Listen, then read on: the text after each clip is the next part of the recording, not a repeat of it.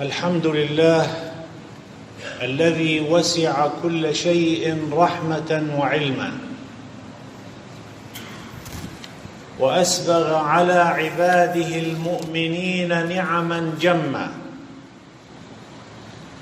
إذ بعث فيهم رسولا من أشرفهم عربا وعجما، ومن أقواهم يقينا وعزما، ومن أوفرهم علما وفهما، ومن أزكاهم روحا وجسما. نحمده سبحانه بجميع محامده، فهو المحمود في الأرض وفي السماء، ونشهد أن لا إله إلا الله وحده لا شريك له شهادة تيقن وإخلاص، لا شهادة تخيل ووهما. ونشهد أن سيدنا محمدًا عبده ورسوله قد اختاره الله من خلقه واصطفاه.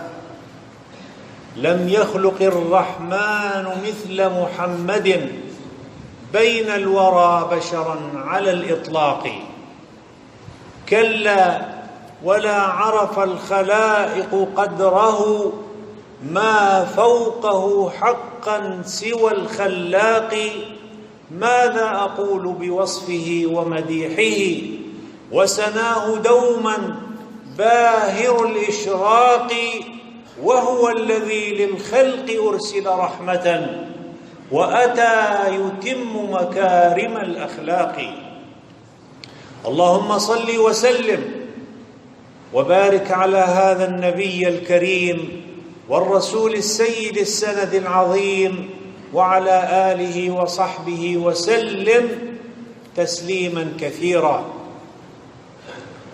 عباد الله، أوصيكم ونفسي بتقوى الله عز وجل، فاتقوا الله أيها الإخوة وأصلحوا ذات بينكم. قال تعالى في كتابه العزيز: يا أيها الذين آمنوا اتقوا الله وقولوا قولا سديدا يصلح لكم أعمالكم ويغفر لكم ذنوبكم، ومن يطع الله ورسوله فقد فاز فوزا عظيما. أيها الأحباب، حديث عظيم. بينما رسول الله صلى الله عليه وسلم جالس، إذ رأيناه ضحك حتى بدت نواجذه صلى الله عليه وسلم، فقال له عمر: ما أضحكك يا رسول الله بأبي أنت وأمي؟ فقال: رجلان من أمتي جثيا بين يدي رب العزة. والجثو يعني كالجلوس في الصلاة على ركبتيه. جثيا بين يدي رب العزة، فقال أحدهما: يا رب خذ لي مظلمتي من أخي. فقال الله تبارك وتعالى للطالب: فكيف تصنع بأخيك ولم يبق من حسناته شيء؟ فقال: يا رب فليحمل من أوزاري.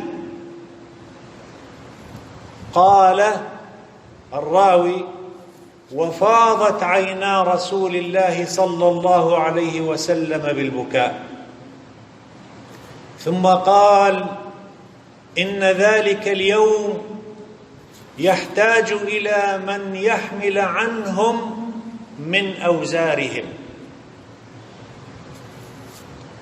فقال الله تعالى للطالب: ارفع بصرك فانظر في الجنان. فرفع رأسه فقال: يا رب، أرى مدائن من ذهب وقصور من ذهب مكللة باللؤلؤ. أي مشهد هذا ولا في الخيال،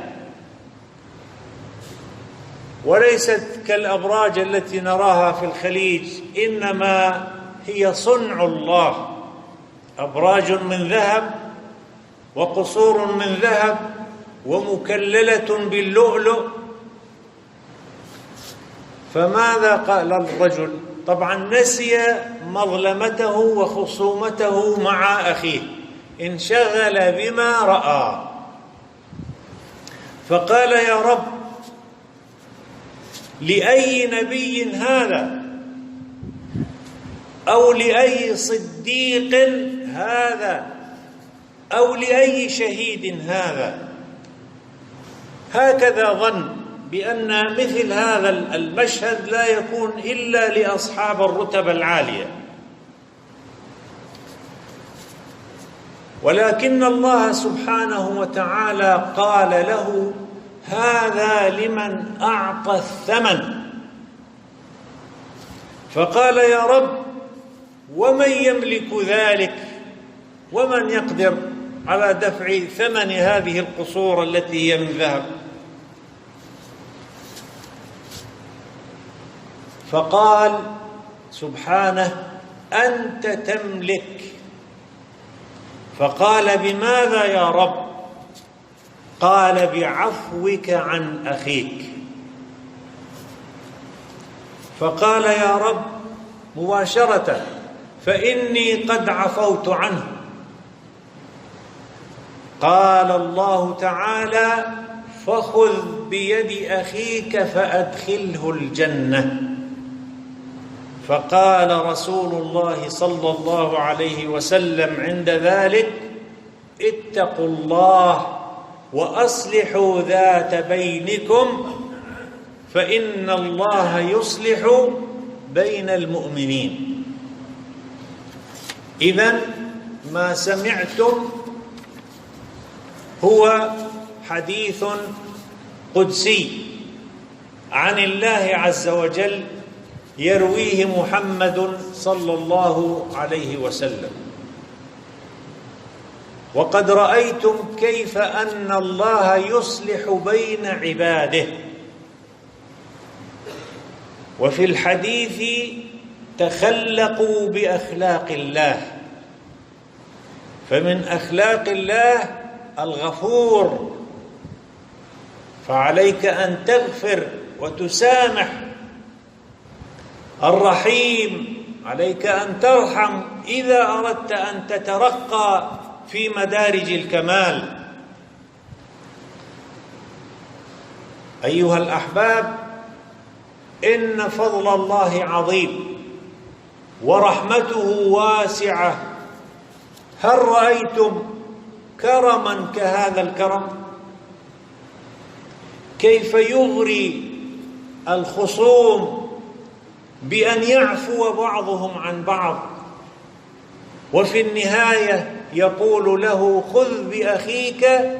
خذ بيد أخيك وادخلا الجنة. يا له من فضل عظيم جل الله في علاه. أيها الأحباب، يقول صلى الله عليه وسلم: ألا أخبركم بأفضل من درجة الصلاة والصيام والصدقة؟ قالوا: بلى يا رسول الله. قال: إصلاح ذات البين، وفساد ذات البين هي الحالقة. لا تحلق الشعر، إنما تحلق الدين. ولهذا يقول سيدنا عمر رضي الله تعالى عنه، يقول: ردوا الخصوم حتى يصطلحوا.